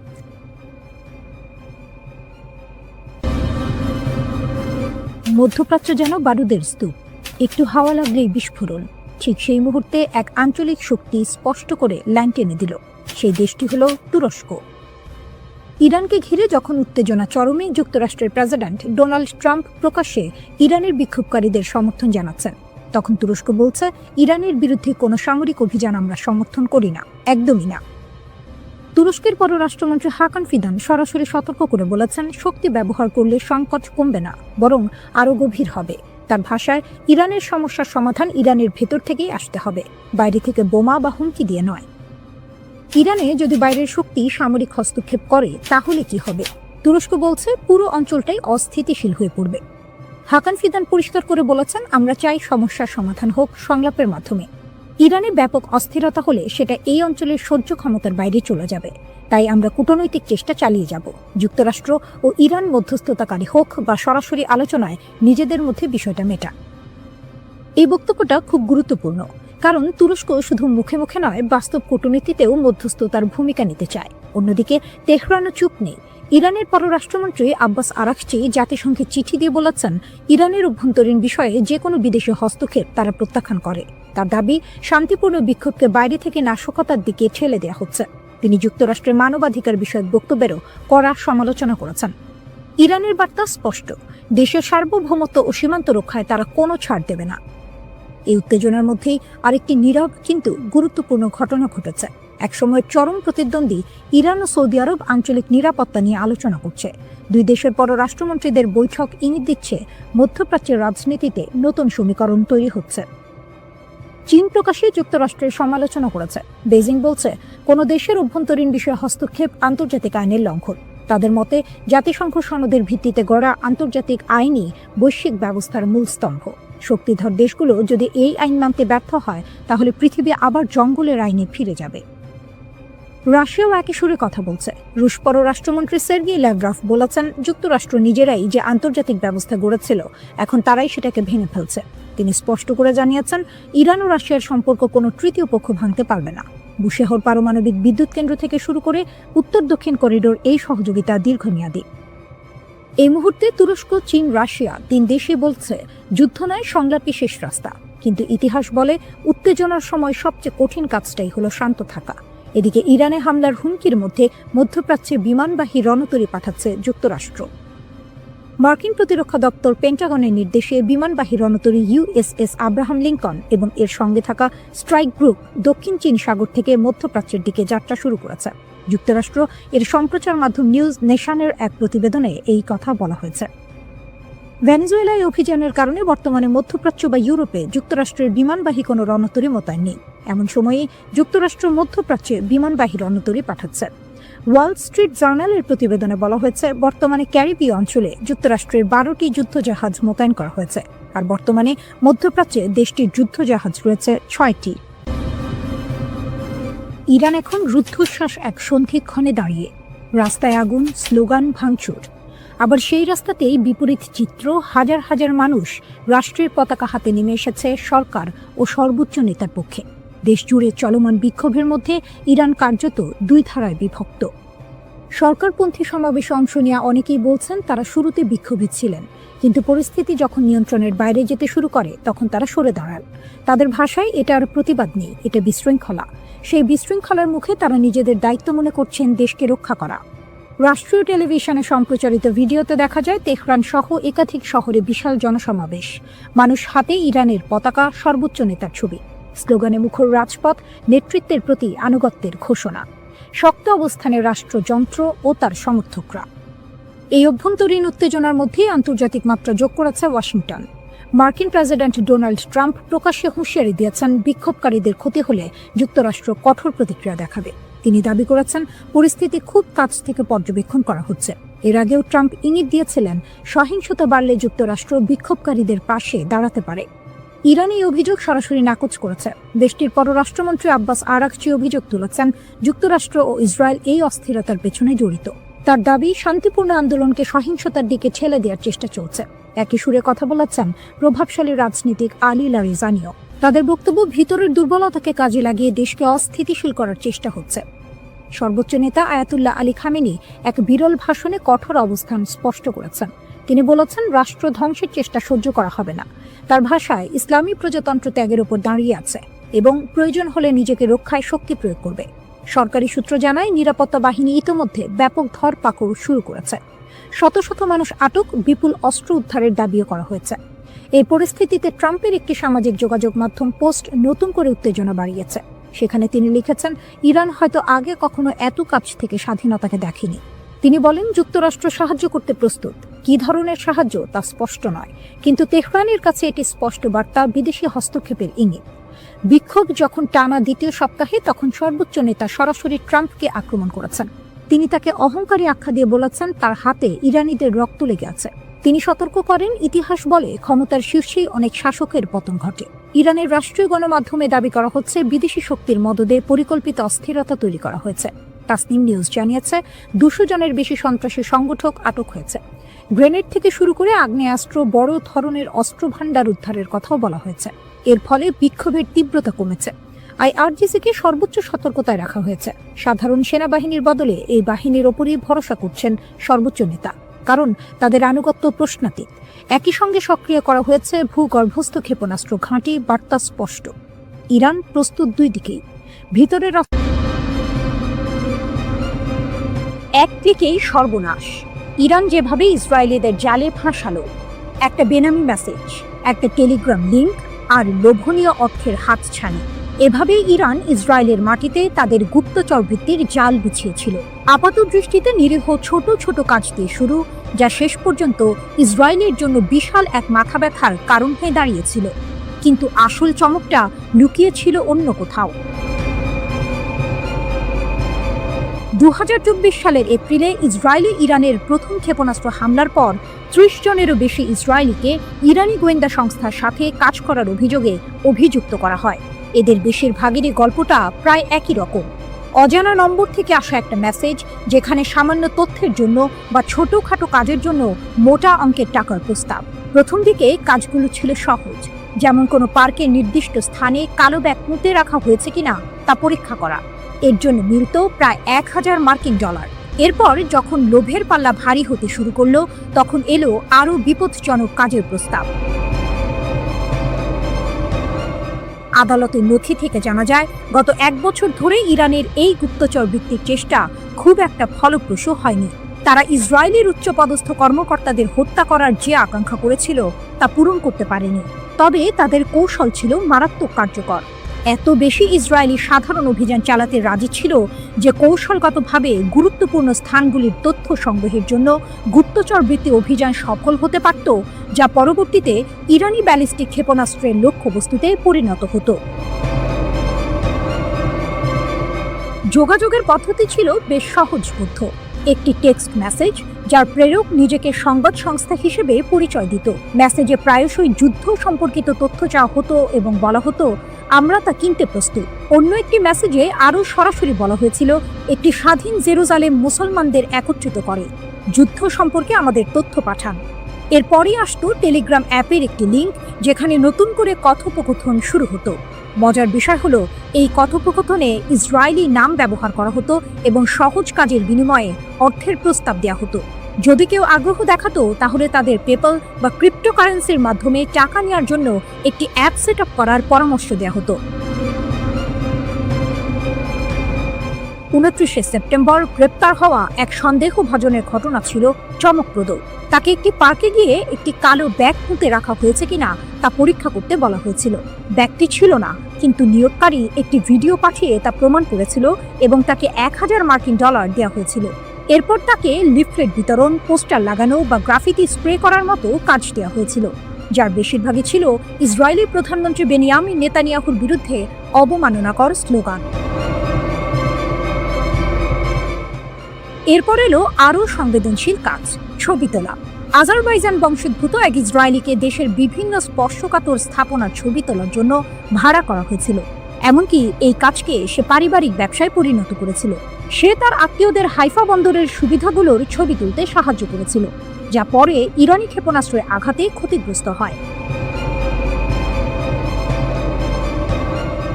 72 বছর বয়সী মরতে চাই মতি মামান এর ঘটনাটি ছিল আরও নাটকীয়। তার অর্থের প্রয়োজন ছিল এবং তুরস্কের 2 ব্যবসায়ী ভাইয়ের মাধ্যমে তার পরিচয় হয় এডি নামের এক ইরানি ব্যবসায়ীর সাথে। এডি শুকনো ফল এবং মশলা আমদানি করত। মামানকে সাইপ্রাস হয়ে সামান্দাগে উড়ে যেতে বলা হয়। এরপর তাকে তুরস্কের ইউক সেকোভা শহরে নিয়ে যাওয়া হয়, যেখানে সে একটি হোটেলে ছিল। এডি মামানকে জানায় যে ইসরায়েলিদের ইরানে পাচার করার একটি উপায় আছে। মামান রাজি হয় এবং একটি ট্রাকে লুকিয়ে ইরানে প্রবেশ করে। সেখানে এডি এবং একজন দ্বিতীয় ইরানি কর্মকর্তা মামানের সাথে একটি বিলাসবহুল হোটেলে দেখা করে এবং 3টি কাজের জন্য তাকে $1000 প্রস্তাব দেয়। ইসরায়েলের নির্দিষ্ট স্থানে টাকা বা বন্দুক রেখে আসা, জনাকীর্ণ স্থানের ছবি তোলা এবং অন্যান্য এজেন্টদের হুমকি দেয়া, যারা শত্রুতাপূর্ণ মিশন পরিচালনার জন্য ইরান থেকে তহবিল পেয়েছিল, কিন্তু আসলে তাদের মিশন সম্পাদন করেনি।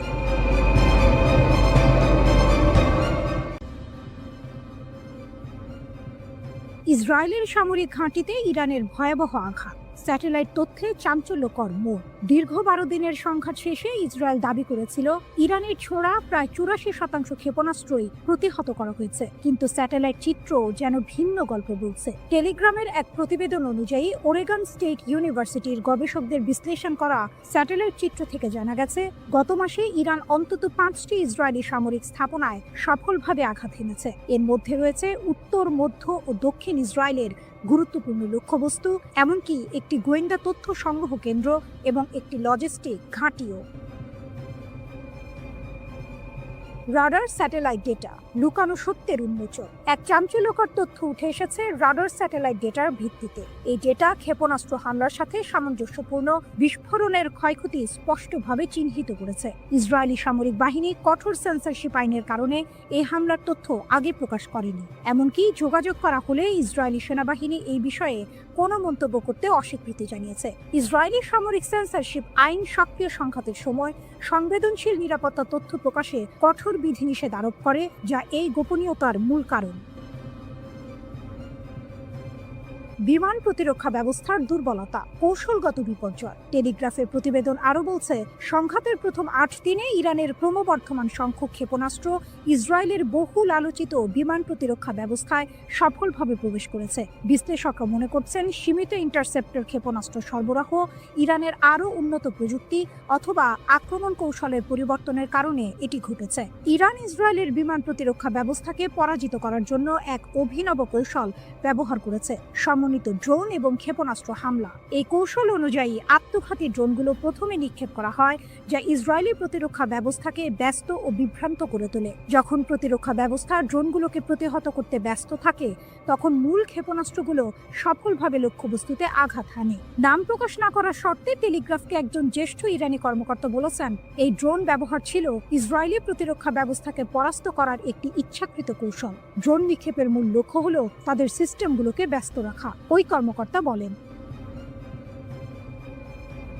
সংঘাতের অপ্রত্যাশিত বাঁক, ইরানের প্রতিশোধ ও মার্কিন যুক্তরাষ্ট্রের হস্তক্ষেপ। 13 জুন ইসরায়েলি সরকার ইরানের বিরুদ্ধে বেআইনি আগ্রাসন শুরু করে, যার ফলে অনেক জ্যেষ্ঠ কমান্ডার, পারমাণবিক বিজ্ঞানী এবং সাধারণ নাগরিক নিহত হন। এর প্রতিক্রিয়ায় ইরান 24 ঘন্টারও কম সময়ের মধ্যে ক্ষেপণাস্ত্র ও ড্রোন হামলা চালিয়ে প্রতিশোধ নেয়। এরপর ট্রু প্রমিস 3 এর অধীনে ধারাবাহিক প্রতিশোধমূলক অভিযান চালানো হয়। যুদ্ধ আরও তীব্র হয় যখন 22 জুন মার্কিন যুক্তরাষ্ট্র ইসরায়েলের পক্ষে যুদ্ধে প্রবেশ করে। মার্কিন বোমারু বিমান আন্তর্জাতিক আইন লঙ্ঘন করে 3টি ইরানি পারমাণবিক স্থাপনায় আঘাত হানে। এর জবাবে ইরান আত্মরক্ষার জন্য কাতারের আল উদেইদ বিমান ঘাঁটিতে ক্ষেপণাস্ত্র হামলা চালায়, যা পশ্চিম এশিয়ার বৃহত্তম মার্কিন সামরিক বিমান ঘাঁটি। অবশেষে যুদ্ধবিধ্বস্ত ইসরায়েলি সরকার 24 জুন একতরফাভাবে একটি যুদ্ধবিরতি চুক্তি মেনে নিতে বাধ্য হয়।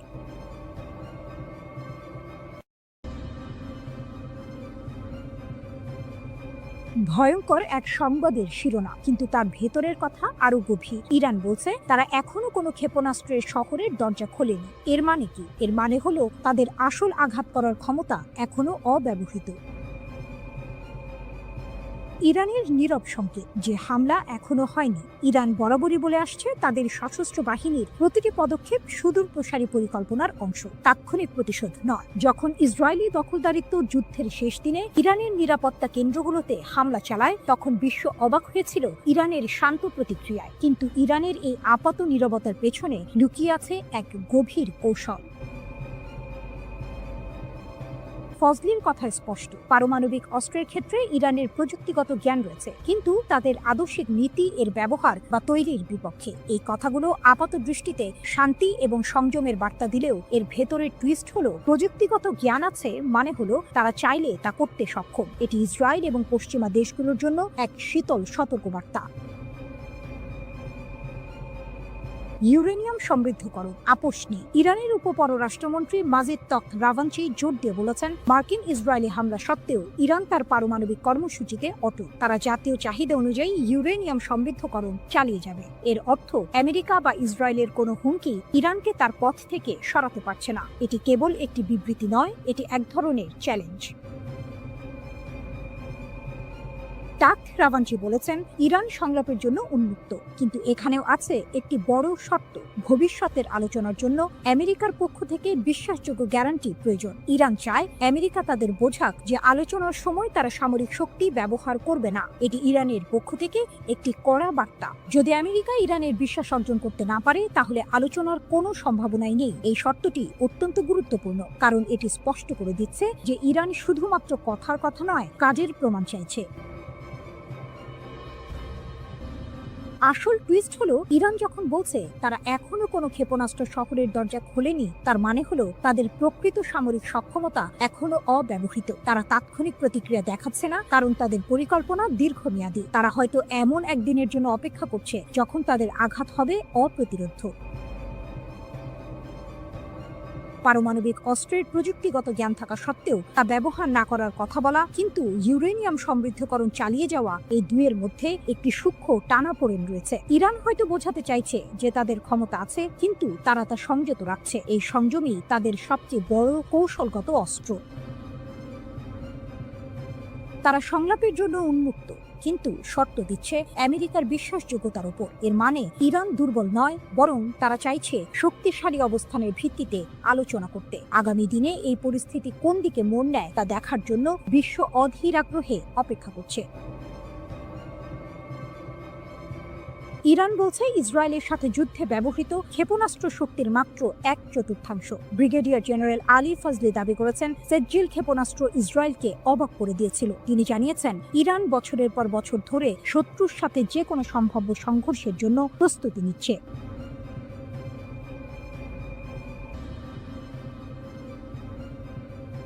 ইসরায়েলের কপালে চিন্তার ভাঁজ। ইরান নাকি এবার ধ্বংসাত্মক আর অভূতপূর্ব জবাব দেবে। ইরানের নতুন হুঁশিয়ারি। ইসরায়েলের কপালে কি আছে? মধ্যপ্রাচ্যের রাজনীতিতে আবারও উত্তাপ ছড়িয়েছে। ইরানের শীর্ষ সামরিক কর্মকর্তারা ইসরায়েলের বিরুদ্ধে কড়া হুঁশিয়ারি দিয়েছেন। ভবিষ্যতে কোনো আগ্রাসন চালালে ইরান নাকি জোরালোভাবে লড়াই করবে। তাদের কথা শুনে মনে হচ্ছে এবার পরিস্থিতি আরও গুরুতর হতে চলেছে। ইরানের শীর্ষ সামরিক কমান্ডার মেজর জেনারেল আমির হাতামি জোর দিয়ে বলেছেন যে ইরানের সেনাবাহিনী যে কোনো আগ্রাসনের বিরুদ্ধে কঠিন লড়াই করবে এবং নিজেদের সার্বভৌমত্ব রক্ষা করবে। তিনি গর্ব করে বলেছেন, ইসরায়েলি আগ্রাসনের বিরুদ্ধে ইরানের বিমান প্রতিরক্ষা সফলভাবে প্রতিরোধ করেছে। এমনকি তিনি দাবি করেছেন, ইরানি জনগণ এবং সশস্ত্র বাহিনী আক্রমণের মুখে ঐক্যবদ্ধ ছিল এবং তাদের লক্ষ্য থেকে কখনো পিছপা হয়নি। এই দাবি যদি সত্যি হয়, তাহলে ইসরায়েলের জন্য এটা একটা বড় দুশ্চিন্তার কারণ হতে পারে। ধ্বংসাত্মক ও অভূতপূর্ব প্রতিশোধের হুমকি। আইআরজিসি এর মুখপাত্র ব্রিগেডিয়ার জেনারেল আলী মোহাম্মদ নাইনি আরও এক ধাপ এগিয়ে সতর্ক করেছেন, ভবিষ্যতে যে কোনো হুমকির ক্ষেত্রে ইরান ধ্বংসাত্মক এবং অভূতপূর্ব প্রতিক্রিয়া জানাবে। তার মানে কি, এতদিন যা দেখেছি তা কিছুই নয়? ইরান কি সত্যিই এমন কিছু করে দেখাবে যা বিশ্ব আগে কখনো দেখেনি? যুক্তরাষ্ট্রের হামলা যুদ্ধের গতি বদলেছে কি? এদিকে ইরানে যুক্তরাষ্ট্র ও ইসরায়েলের যৌথ আগ্রাসনের বহু মাত্রিকতা বিশ্লেষণে রুশ একাডেমি অফ সায়েন্সের ইনস্টিটিউট অব ওরিয়েন্টাল স্টাডিজের গবেষক লানা রাওয়ান্ডি ফাদাই বার্তা সংস্থা মেহেরের সঙ্গে বিস্তারিত কথা বলেছেন। রুশ বিশ্লেষকের মতে, পারমাণবিক স্থাপনায় মার্কিন হামলা ছিল মূলত সাজানো নাটক। পশ্চিমা মিডিয়ায় তা রীতিমতো ন্যায়কোচিতভাবে স্থাপিত হয়, তবে বাস্তবে এর সামরিক রাজনৈতিক প্রভাব তেমন ছিল না। এটি ছিল হয়তো একটি থিয়েট্রিক্যাল গ্র্যান্ড ফিনালে, যা সংঘাত গরম হয়ে ওঠার আগে একটি সুন্দর সমাপ্তি এনে দেয়। শেষ পর্যন্ত উভয় পক্ষ যুদ্ধবিরতিতে সম্মত হলো কেন? রাওয়ান্দি বলেন, হামলা পাল্টা হামলায় উভয় পক্ষই প্রচণ্ড ক্ষতিগ্রস্ত হচ্ছিল। ইসরায়েল মার্কিন সহায়তায় আকাশ প্রতিরক্ষা বজায় রাখলেও ইরানের ক্ষেপণাস্ত্র হামলা প্রতিহত করা যাচ্ছিল না। তাদের ক্ষেপণাস্ত্র ও সামরিক সরঞ্জামের ঘাটতি ক্রমেই স্পষ্ট হচ্ছিল। এর মাঝে ইরানের হরমুজ প্রণালী বন্ধের হুমকি ও ইয়েমেনি হুথিদের যুক্তরাষ্ট্রের বিরুদ্ধে চুক্তি বাতিল যুদ্ধকে আরও বিস্তৃত করে ফেলতে পারত। এই ঝুঁকি ট্রাম্প প্রশাসনকে একটি দ্রুত সমাপ্তি চাওয়ার দিকে ঠেলে দেয়। এছাড়া রাশিয়া, চীন, কাতার, তুরস্ক, আজারবাইজান সহ একাধিক দেশ কূটনৈতিক চাপ সৃষ্টি করে। ইরানের প্রতিশোধমূলক ক্ষেপণাস্ত্র হামলায় তেল আবিবের দক্ষিণে রিহোবেজ শহরে ইসরায়েলের বিখ্যাত সামরিক সংশ্লিষ্ট গবেষণাগার ভাইসমান ইনস্টিটিউট অফ সায়েন্স পুরোপুরি ধ্বংস হয়ে গেছে। ইরানের সরকারি টেলিভিশন চ্যানেল প্রেস টিভির এক প্রতিবেদনে এর বিস্তারিত তুলে ধরা হয়েছে। এতে বলা হয়েছে, সামরিক শিল্প কমপ্লেক্সের সঙ্গে নিবিড়ভাবে যুক্ত ইসরায়েলি শাসন ব্যবস্থার বৈজ্ঞানিক ও সামরিক গবেষণার মূল ভিত্তি হিসেবে গড়ে ওঠা এই প্রতিষ্ঠানটি এখন কার্যত অচল ও বিধ্বস্ত। ইসরায়েলি সংবাদ মাধ্যমের তথ্য অনুসারে ইরানের সুনির্দিষ্ট এই হামলাকে ভুল করে আক্রমণ হিসেবে দেখা হচ্ছে না, বরং এর লক্ষ্য ছিল পদার্থবিদ্যা, বায়োটেকনোলজি ও কৃত্রিম বুদ্ধিমত্তা সহ সামরিক গবেষণার গুরুত্বপূর্ণ এই কেন্দ্রটিকে গুঁড়িয়ে দেয়া।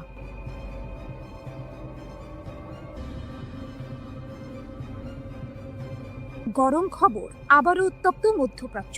ইসরায়েল যদি ফের কোনো ভুল করে, তাহলে নাকি আরও কঠিন থাপ্পড় খাবে, এমনটাই হুমকি দিলেন ইরানের শীর্ষ জেনারেল আব্দুর রহিম মুসাভি। শুনে মনে হচ্ছে এবার বুঝি আর ছোটখাটো হুমকি নয়, আসল যুদ্ধের দামামা বাজছে।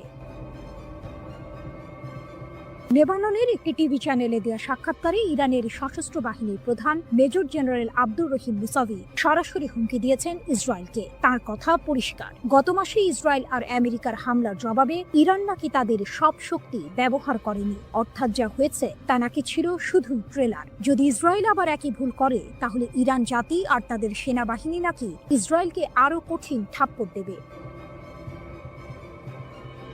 13 জুন ইসরায়েল বিনা প্ররোচনায় ইরানের উপর হামলা চালায়। সেই হামলায় সামরিক কমান্ডার থেকে শুরু করে পরমাণু বিজ্ঞানী এমনকি সাধারণ মানুষও মারা যান। এর এক সপ্তাহ পর যুক্তরাষ্ট্র যুদ্ধে নেমে পড়ে। আন্তর্জাতিক আইন, জাতিসংঘ সনদ সবকিছু তোয়াক্কা না করে তারা ইরানের 3টি পরমাণু স্থাপনায় বোমা হামলা চালায়। যখন ইসরায়েল আর যুক্তরাষ্ট্র হামলা চালাচ্ছে তখন কি ইরান চুপচাপ বসেছিল? মোটেও না। প্রতিশোধ হিসেবে ইরানের সশস্ত্র বাহিনী ইসরায়েলের দখলে থাকা কৌশলগত স্থাপনাগুলোতে আঘাত হানে। এখানেই শেষ নয়, পশ্চিম এশিয়ার সবচেয়ে বড় মার্কিন সামরিক ঘাঁটি কাতারের আল উদেইদ মার্কিন ঘাঁটিকেও তারা টার্গেট করে। এটা শুনে নিশ্চয়ই অনেকেই অবাক হচ্ছেন। ইরান এতদিন ধরে শুধু হুমকি দিয়ে আসছিল, কিন্তু এবার তারা সরাসরি পাল্টা হামলা চালিয়েছে। 24 জুন ইরান সফলভাবে প্রতিশোধমূলক অভিযান চালিয়ে ইসরায়েল এবং যুক্তরাষ্ট্রের হামলা বন্ধ করতে সক্ষম হয়। শীর্ষ জেনারেলের দাবি, ইসরায়েল নাকি যুদ্ধবিরতির জন্য অনুরোধ করতে বাধ্য হয়েছিল যাতে তারা নিজেদের গুছিয়ে নিতে পারে। এই তথ্য যদি সত্যি হয় তাহলে পরিস্থিতি কিন্তু আরো ঘোলাটে, কারণ এতদিন আমরা যা জেনে এসেছিলাম তার চেয়ে আসল চিত্রটি হয়তো আরো ভিন্ন।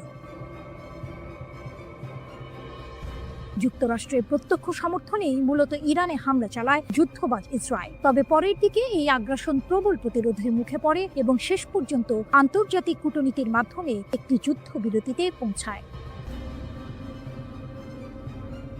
অপ্রকাশিত ক্ষমতা ও নতুন পর্যায়। মেজর জেনারেল মুসাভি আরও সতর্ক করেছেন, যদি যুদ্ধ দীর্ঘায়িত হয় এবং একটি নতুন পর্যায়ে প্রবেশ করে তাহলে ইসরায়েল নাকি ইরানের এমন ক্ষমতা দেখতে পাবে যা এখনো কাজে লাগানো হয়নি, অর্থাৎ ইরান নাকি তাদের আসল শক্তি এখনো দেখায়নি। তিনি এটাও বলেছেন, বছরের পর বছর ধরে ইসরায়েল আর তাদের সমর্থকরা ইরানের ওপর আঘাত হানার জন্য শক্তি সঞ্চয় করে আসছে। তাদের উদ্দেশ্য হলো পরমাণু ইস্যুকে অজুহাত হিসেবে ব্যবহার করে ইরানকে বিভক্ত করা, কিন্তু ইরান তাদের মৌলিক নীতি থেকে কখনো সরে আসবে না, যার মধ্যে ফিলিস্তিন ও তাদের জনগণের প্রতি সমর্থনও রয়েছে। তাহলে কি ইসরায়েল আর ইরান আবারও একটি বড় যুদ্ধের দিকে এগোচ্ছে?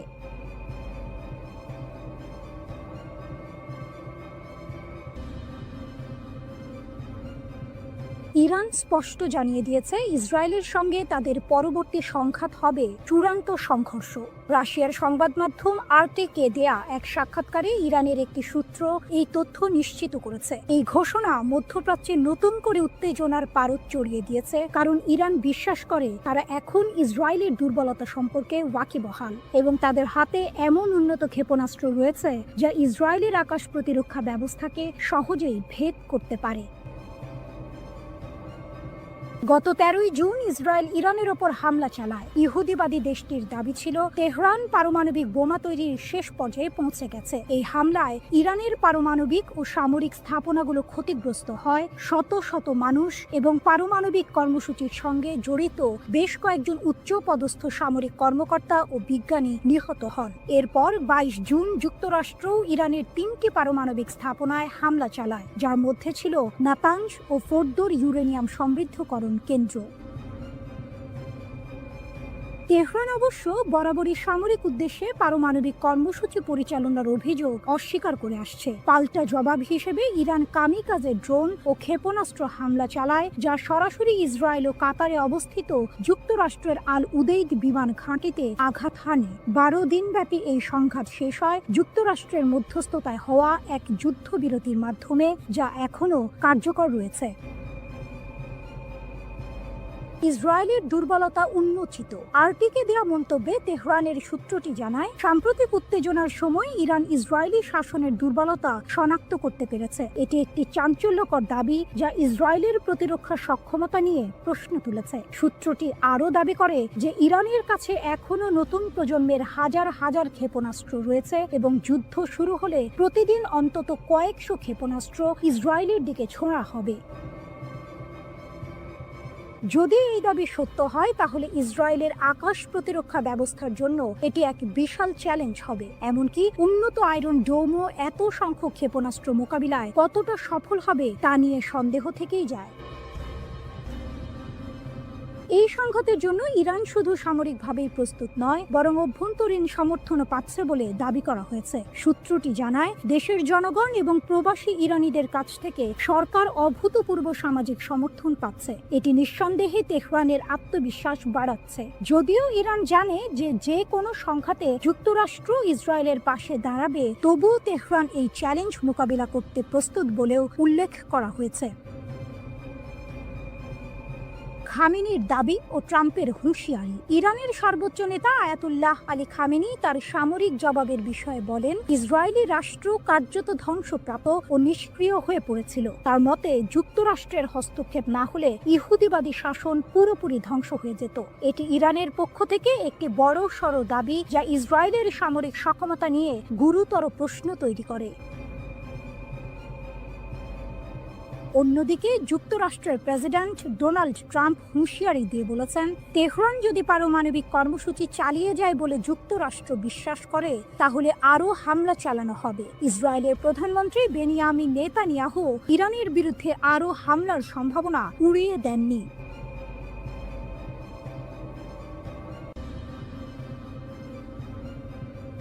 মোসাদ এজেন্টদের জালে ইরান, বিপুল অস্ত্রসহ গ্রেপ্তার 50।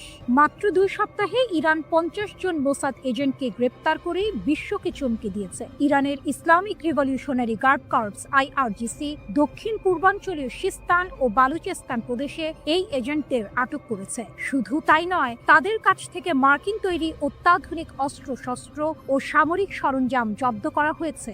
IRGC জানিয়েছে, এই এজেন্টরা ইরানের গুরুত্বপূর্ণ অবকাঠামো এবং অর্থনৈতিক কেন্দ্রগুলোতে নাশকতামূলক কর্মকাণ্ড চালানোর পরিকল্পনা করছিল। অস্ত্র পাচারের বিশাল চেষ্টা ব্যর্থ, 22,000 গুলিসহ আটক 3। এই ঘটনার পাশাপাশি ইরানের পশ্চিম লোরেস্তান প্রদেশের পুলিশ সামরিক গোলা বারুদের একটি বিশাল পাচার চক্র ভেঙে দিয়েছে। পোল-ই-দোখতার শহরে একটি অভিযানে 22,000-এরও বেশি কালাশনিকভ গুলি জব্দ করা হয়েছে এবং 3 জন সন্দেহভাজনকে গ্রেপ্তার করা হয়েছে। লোরেস্তানের পুলিশ প্রধান ব্রিগেডিয়ার জেনারেল ইয়াহিয়া এলাহি জানিয়েছেন, পুলিশ গোয়েন্দা ইউনিটগুলো একটি মহাসড়কে 2টি গাড়ির সন্দেহজনক কার্যকলাপ লক্ষ্য করে এই অভিযান শুরু করে। পাচারকারীরা পালিয়ে যাওয়ার চেষ্টা করলেও পুলিশ গুলি চালিয়ে তাদের গাড়ি নিষ্ক্রিয় করে এবং সফলভাবে তাদের আটক করে। ধারণা করা হচ্ছে, এই গোলাবারুদ ইরানের পশ্চিমাঞ্চল থেকে লোড করে দেশের দক্ষিণাঞ্চলে পাচারের উদ্দেশ্যে ছিল, যা একটি বৃহত্তর অস্ত্র পাচার নেটওয়ার্কের অংশ। ইসরায়েলের ষড়যন্ত্র নসর, অভ্যন্তরীণ নিরাপত্তা জোরদার। 13 জুন ইরানে ইসরায়েলি হামলার পর থেকে ইরান তাদের অভ্যন্তরীণ নিরাপত্তা জোরদার করেছে এবং বিভিন্ন প্রদেশে গুপ্তচরদের বিরুদ্ধে কঠোর ব্যবস্থা নিচ্ছে। ইরানের বিচার বিভাগের মুখপাত্র আসগর জাহাঙ্গীর ঘোষণা করেছেন, ইসরায়েলি শত্রু ভাবাপন্ন কর্মী এবং গুপ্তচরদের একটি নেটওয়ার্কের মাধ্যমে ইরানের অভ্যন্তরীণ নিরাপত্তাকে ক্ষতিগ্রস্ত করার চেষ্টা করছিল। তাদের লক্ষ্য ছিল সামরিক হামলার পাশাপাশি দেশে বিশৃঙ্খলা ও নাশকতামূলক কর্মকাণ্ড চালানো। জাহাঙ্গীর দৃঢ়তার সাথে বলেছেন যে বিচার বিভাগীয় এবং নিরাপত্তা সংস্থাগুলোর সিদ্ধান্তমূলক পদক্ষেপের কারণে এই সমস্ত ষড়যন্ত্র ব্যর্থ করা হয়েছে। তিনি আরও জানান, বিশ্বাসঘাতকদের বিচার করতে এবং ইসরায়েলের সাথে যুক্ত ভার্চুয়াল অ্যাকাউন্টগুলো ট্র্যাক করার জন্য প্রদেশগুলোতে বিশেষ বিচার বিভাগীয় শাখা খোলা হয়েছে। 12 দিন ধরে চলা সংঘাতে শত শত যুদ্ধ বিমান, সশস্ত্র ড্রোন ও ক্ষেপণাস্ত্র ব্যবহার করে ইরানে হামলা চালিয়েছে ইসরায়েলি সেনাবাহিনী। তবে এই সংঘাতে ইসরায়েলকে সবচেয়ে বেশি সাফল্য এনে দিয়েছে অভিনব একটি কৌশল, আর তা হলো গোপনে ইরানের অভ্যন্তরে ঢুকে সেখান থেকে বিভিন্ন অভিযান পরিচালনা, স্থিরতা ও বাইরের চাপ মোকাবিলায়।